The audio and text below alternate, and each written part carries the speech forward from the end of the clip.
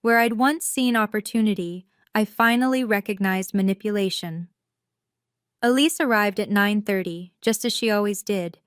"The DECA report needs a full revision," she announced, dropping a folder onto my desk.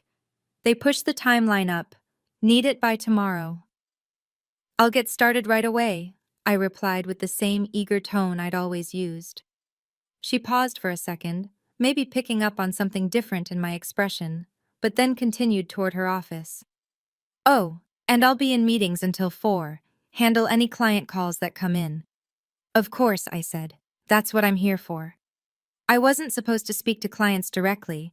That was supposed to be her responsibility. She'd made that unmistakably clear from the beginning. Yet somehow, during those 75-hour weeks, it was always urgent that I handle client calls whenever she disappeared for her 3-hour lunch meetings. After she left for her first meeting, I began working on the DECA report, but I also opened a new spreadsheet and created my first entry, Day 1 of documentation. For 2 weeks, I carefully recorded everything, every project I completed, every client call I handled, every hour I worked, every idea Elise claimed as her own. I set up a system that archived emails and tracked when documents were created and updated on the shared server. What I uncovered surprised even me. Over the past year, I had personally completed 64% of our department's deliverables. I had communicated directly with 78% of our clients, many of whom had begun emailing me instead of going through Elise. And this is where things became interesting. During those late nights when Elise assumed I was just grinding through reports, clients had started recognizing who was actually doing the work. "Thanks for the quick turnaround on those projections, Amara," wrote Curtis from Whitefield Industries. "I've stopped copying Elise since you're clearly the one making things happen. Your analysis on the market expansion was exactly what our board needed," Naren from Arvon Ventures had written. "If you ever think about a change, we should talk." I'd never responded to any of these subtle offers, believing my loyalty would eventually be rewarded. What a joke that feels like now. 3 weeks after my performance review, Elise called me into her office again. The executive team was impressed with the Westlake presentation, she said, smiling. They specifically praised the market segmentation approach, the one I'd created at 2 a.m. on a Sunday while she posted vacation photos from her weekend getaway.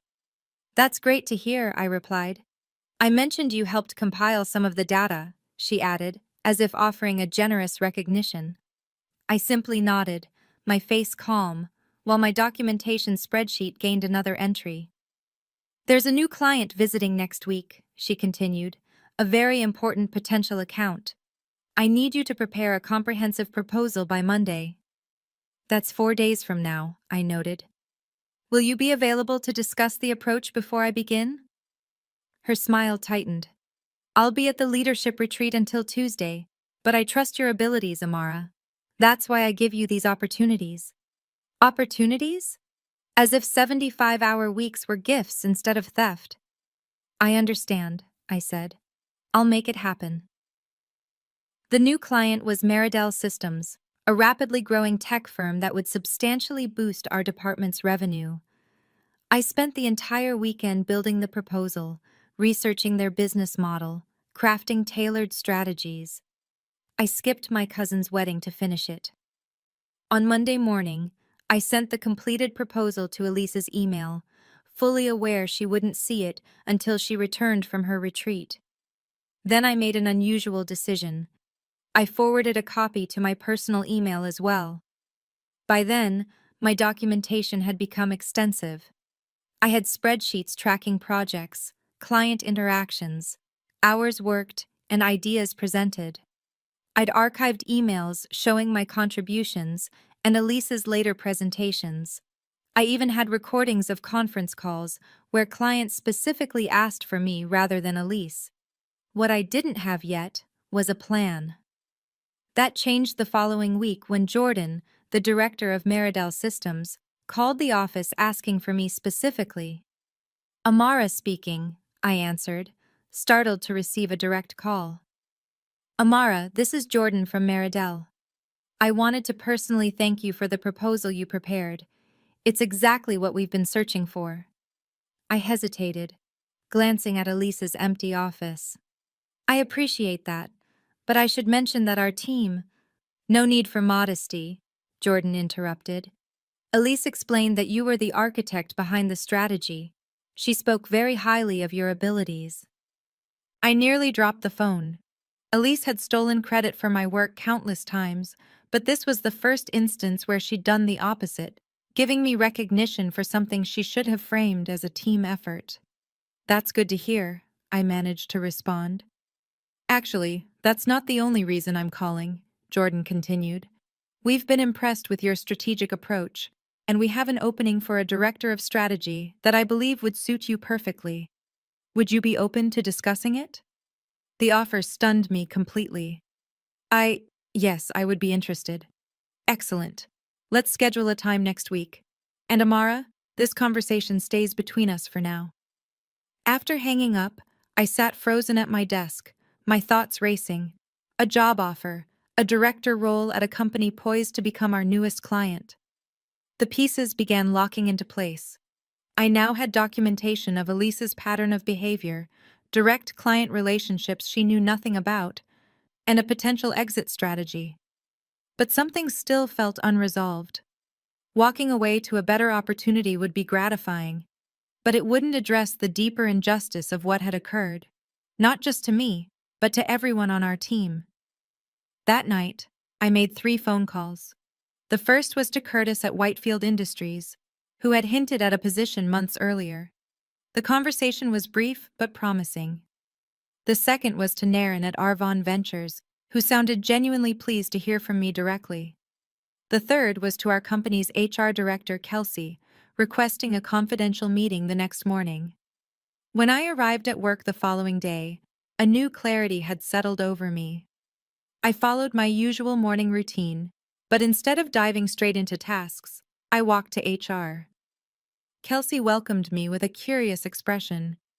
"This is unusual, Amara. You've never requested a meeting before." "I know," I said, placing my folder on her desk. "I've been with the company 3 years now, all of them in Elise's department, and I'd like to discuss concerns I have about management practices." Her expression shifted to guarded professionalism. "I see. What sort of concerns?" "I've documented a pattern of conduct that I believe reflects ethical violations and potential breaches of company policy," I explained, opening the folder. "I prepared this because I'm submitting my resignation today and wanted the company to understand why." For the next 30 minutes, I walked Kelsey through everything: the hours, the client interactions, the misrepresentation of work. Her expression grew increasingly troubled. "This is substantial," she said at last. "Have you addressed any of this with Elise directly?" "No," I admitted. "The power dynamic made that difficult." Kelsey nodded slowly. "I appreciate you bringing this forward, though I wish you'd come sooner. Would you consider delaying your resignation while we investigate?" "I've already accepted another position," I replied. "My final day will be 2 weeks from now." She looked disappointed, but not stunned. "I understand. May I ask where you're going?" "Meridel Systems offered me a director position." Her eyebrows shot up. "The new client? Does Elise know?" "Not yet," I said. "But she'll learn soon enough." When I returned to my desk, Elise was already there scrolling through her emails. "Where were you?" she asked without looking up. "The quarterly reports need revisions before the 3 p.m. call." "I had a meeting with HR," I replied evenly. That got her attention. Her head jerked up, eyes narrowing. "HR? About what?" "I submitted my resignation," I said, handing her an envelope. "My last day is in 2 weeks." She stared at it as though it might scorch her hand. "Resignation? This is surprising. We've invested so much in your development." The audacity of that line nearly made me laugh. Instead, I simply nodded. "Yes, well, I'm pursuing another opportunity." "Which company?" she demanded, her calm facade fracturing. "Meridel Systems," I answered. "They've offered me a director role." The color drained from her face. "Meridel. They're about to sign with us. How did you even—" "Jordan called me directly," I explained. Apparently, you told him I was the architect behind their proposal. Her mouth opened and closed before she finally spoke again. That was a misunderstanding. I was simply acknowledging your contribution. For the first time, I noted. Her eyes sharpened. This is highly unprofessional, Amara. Poaching a client. I didn't poach anyone, I said firmly. They called me. And I'm not the only one. Whitfield and Arvon Ventures have now submitted offers too. She looked genuinely startled. Those are our three biggest accounts. Yes, I confirmed. And they all seem to recognize who's been handling the real work. Elise scanned the office nervously, suddenly realizing our conversation might be overheard. 5 minutes, she whispered. Just give me 5 minutes to talk this through privately. I acted as if I were considering her plea. All right, but not in your office. We'll use the main conference room. She looked puzzled, but agreed with a nod. Fine, 10 minutes. I'll be there, I assured her. As she walked away, I fired off a quick text. Conference room A, 10 minutes. When I stepped into the conference room exactly 10 minutes later, Elise was already seated, typing furiously on her laptop. She glanced up when I entered, then froze the moment she realized I wasn't alone. Behind me walked Kelsey from HR, followed by our CEO, Alden Merrick, and the head of client services, Marcus. What is this? Elise demanded, jumping to her feet. The 5 minutes you asked for, I answered evenly, taking a seat across from her. I thought it would be more effective with everyone present. Alden Merrick looked between us, clearly confused.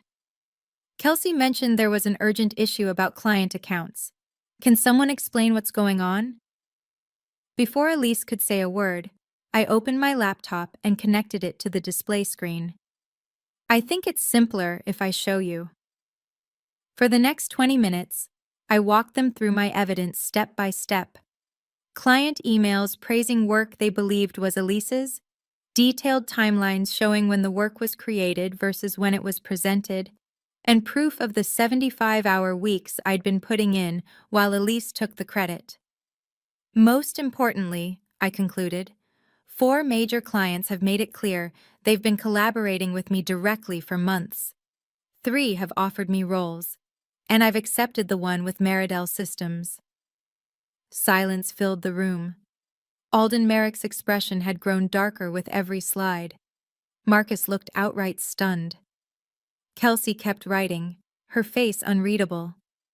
And Elise had shifted from defensive to frantic. This is a gross distortion, she sputtered.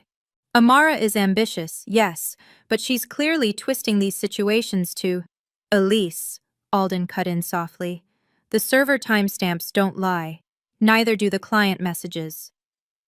And there's this, I added, pulling up one final email. It was from Jordan at Meridel, sent that morning after I accepted their offer. Amara, we're thrilled you've agreed to join us. As discussed, we'll be canceling our pending agreement with your current employer due to leadership concerns that have been brought to our attention. Looking forward to having you on board. Elise's collapsing defense vanished entirely. The air felt electrically charged as Alden turned to me. Amara, could you give us a moment to talk privately? I nodded, collected my things, and headed for the door.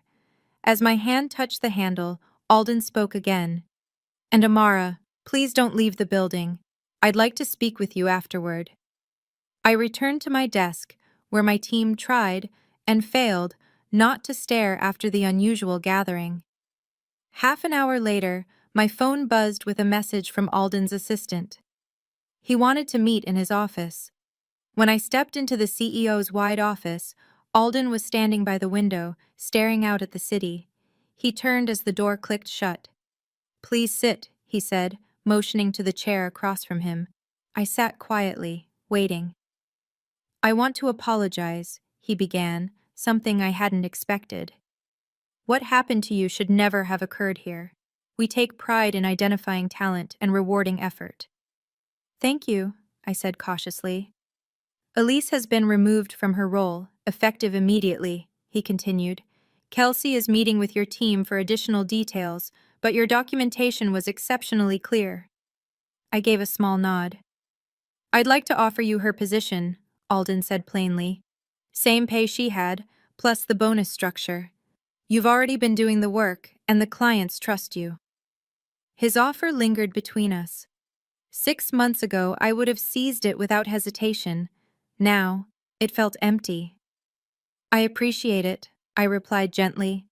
But I've already accepted the role with Meridel. Alden leaned forward.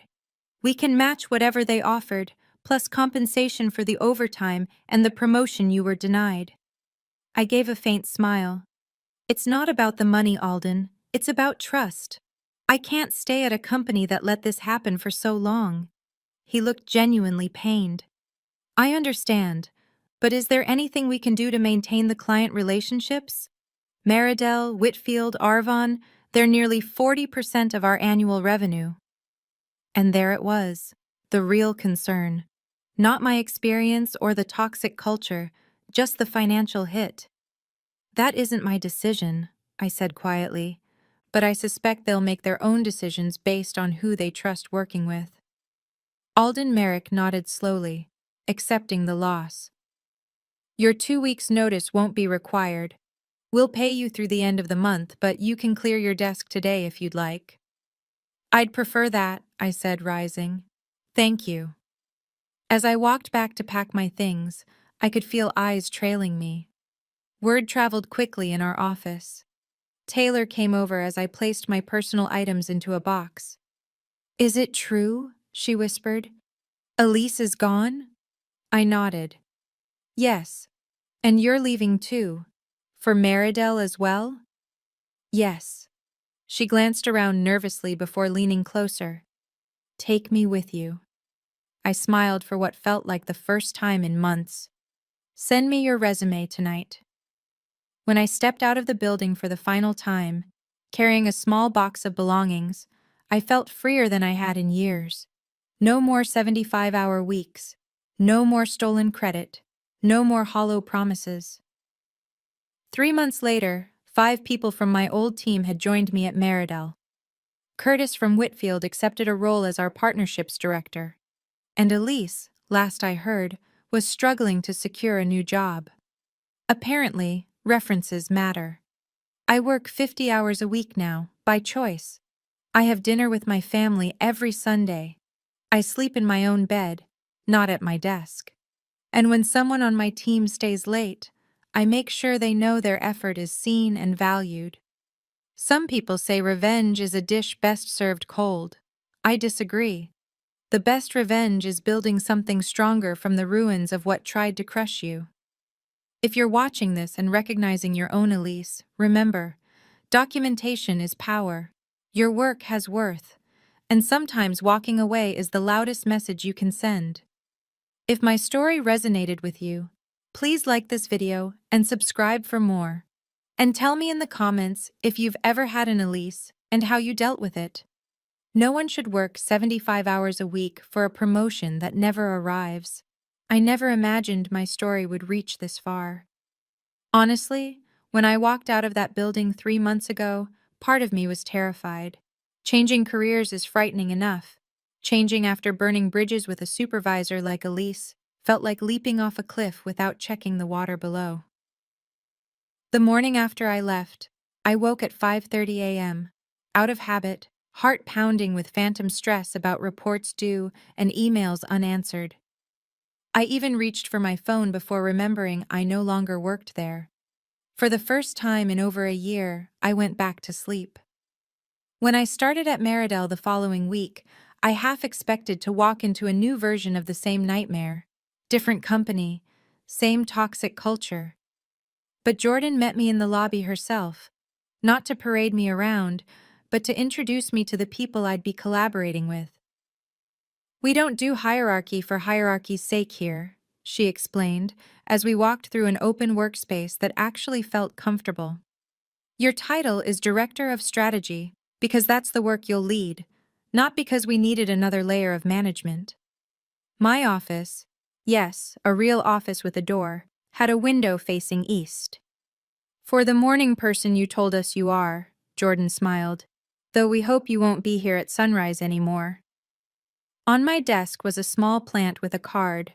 This one's hard to kill, even if you work normal hours.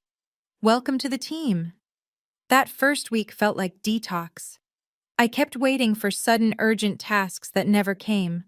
I'd finish projects early and sit there, anxiety creeping in, convinced I must have overlooked something. "You're done?"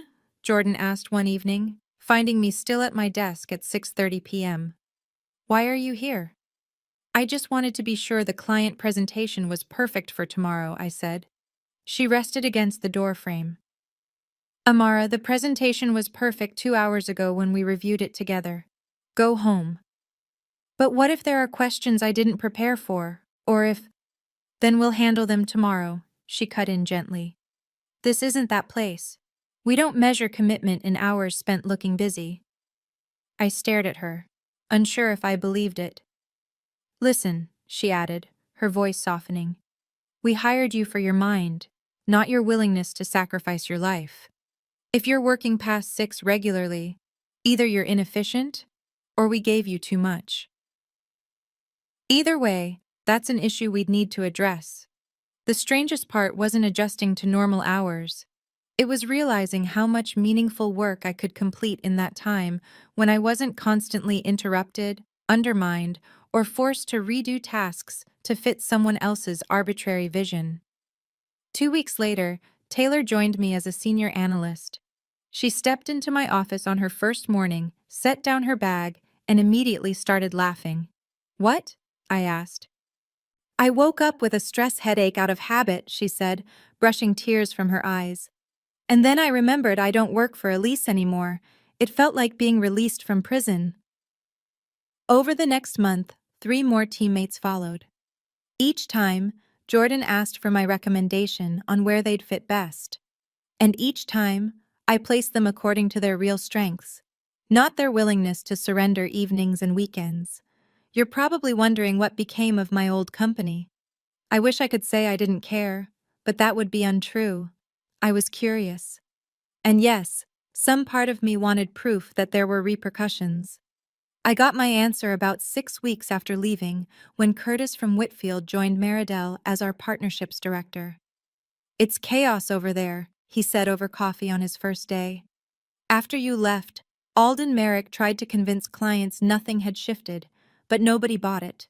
Whitfield dropped the contract when they assigned some new guy who couldn't answer basic questions about our rollout."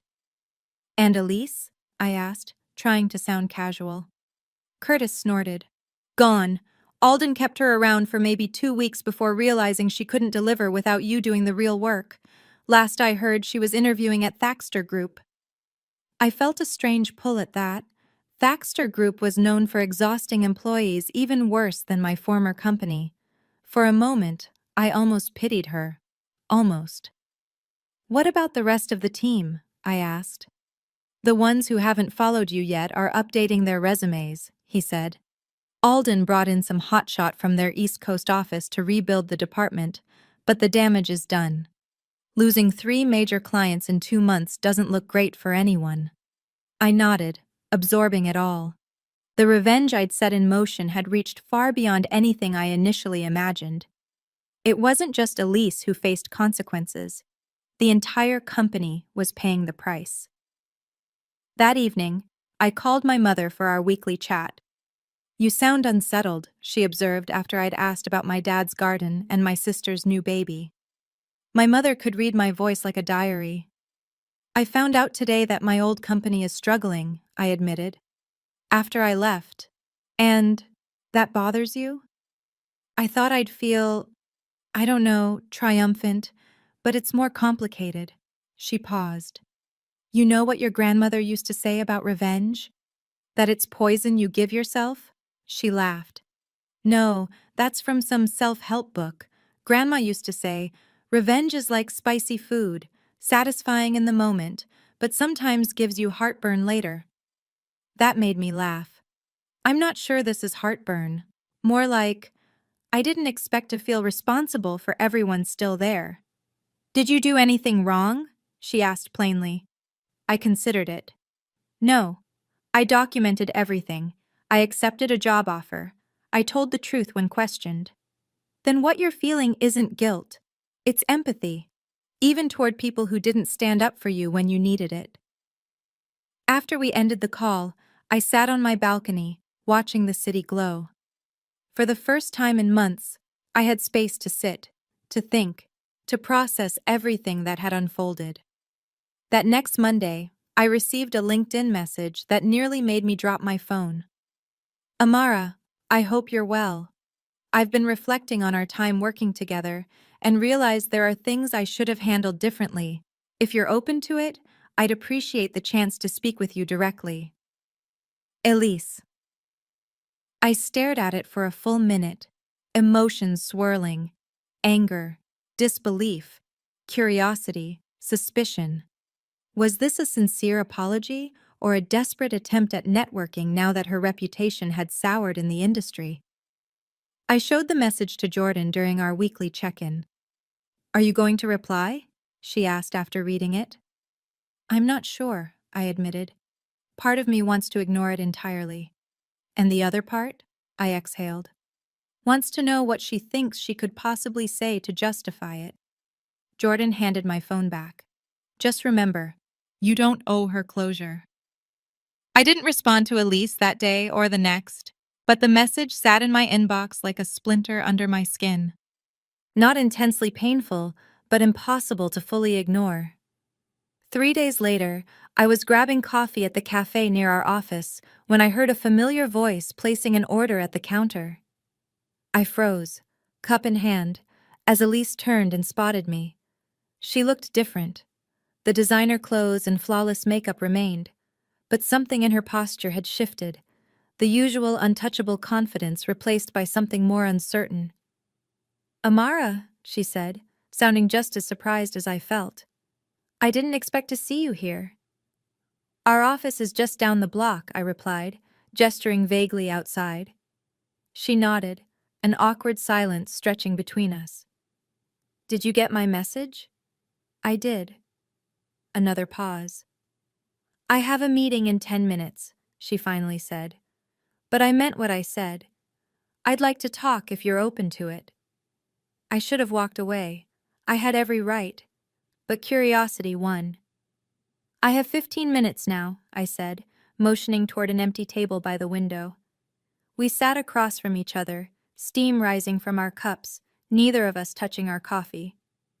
"I didn't get the job at the group," she said abruptly. "Or the 3 after that. Apparently, references matter more than I realized." I said nothing. "The thing is," she continued, "no one will say it directly, but I know it's because of what happened with you, because of the clients who left." "That wasn't my doing," I reminded her. "They made their own decisions." "Based on relationships you built while working for me," she countered, then instantly looked like she regretted her tone. "Sorry, I'm not here to blame you." "Then why are you here?" She stared down at her untouched cup. "I've had a lot of time to think about how I ran the team, about how I treated you specifically." I waited. "I was promoted too fast," she said quietly. "I wasn't ready. Everyone above me had impossible expectations, and I didn't know how to meet them without pushing those beneath me even harder." "You didn't just push," I said evenly. "You took credit for work you never did. You misled clients. You promised promotions you never intended to give." She flinched but didn't deny it. "Yes." The simple admission surprised me. "When everything fell apart," she continued, "Alden Merrick made it very clear that the issue was me. Not you, not the clients, not the company structure. Me." "And you disagree?" I asked. "I did. At first. It was easier to blame you for being overly ambitious, or blame the clients for being demanding." She met my eyes for the first time. "But no, I don't disagree anymore. I built my success on your sacrifice, and when you stopped sacrificing, everything collapsed." I took a sip of my coffee, unsure how to respond to the honesty. "I'm not asking for forgiveness," she said, "or for help finding a new job. I just needed you to know I finally understand what I did wrong." My 15 minutes were nearly up, and I needed to head back to the office. As I gathered my things, I finally asked the question that had bothered me for months. Why me, Elise? You had 5 people on that team. Why was I the one working 75-hour weeks? She looked genuinely surprised by the question. Because you were the only one who could handle it, the only one smart enough to do the work and dedicated enough to endure the hours. You were... She hesitated. You were the only one like me. I stood processing her words. That's where you're wrong. I'm nothing like you. I never was. As I walked back to the office, her words echoed in my mind. The only one like me. Had she seen herself in me? Some earlier version before ambition twisted into exploitation? I'll never know if Elise truly changed after our conversation. Last I heard, she'd taken a position at a smaller firm, starting several rungs below her old title. Sometimes I wonder if she's making someone else work 75-hour weeks with empty promises of advancement. But that's not my burden anymore. It's been 8 months since I walked away from that toxic environment. Meridel is thriving now, partly because we've recruited talented people overlooked or undervalued elsewhere. I have a team of 12, and not one of them works weekends unless absolutely necessary, and when they do, they're compensated fairly. I have a life again. I went to my niece's birthday last month. I joined a hiking group that meets every Saturday. I'm dating someone who understands that finishing a report doesn't mean working until midnight. Yesterday, Alden Merrick reached out through a mutual connection, hinting that they wanted to explore partnership opportunities between our companies. I politely declined. Some bridges aren't meant to be rebuilt. The most important lesson in all of this wasn't about revenge. It was about worth. About recognizing that no job should consume your entire life. No title is worth your health, your relationships, or your dignity. If you're watching this and nodding because you see your own Elise, your own 75-hour weeks paired with promises that never happen, hear me clearly. Documentation is your ally, but having the courage to walk away is your superpower. You don't need an elaborate exit like mine. Sometimes the simplest act of self-respect is updating your resume and ignoring that 11 p.m. call. Your work matters, your time matters, and no supervisor, no company, no client has the right to convince you otherwise. If my story helped you, hit the like button and subscribe. Share it with someone who might need it. And tell me in the comments if you've ever walked away from a toxic job, or if you're thinking about it now. Because sometimes those 5 minutes they beg for after your resignation aren't worth giving.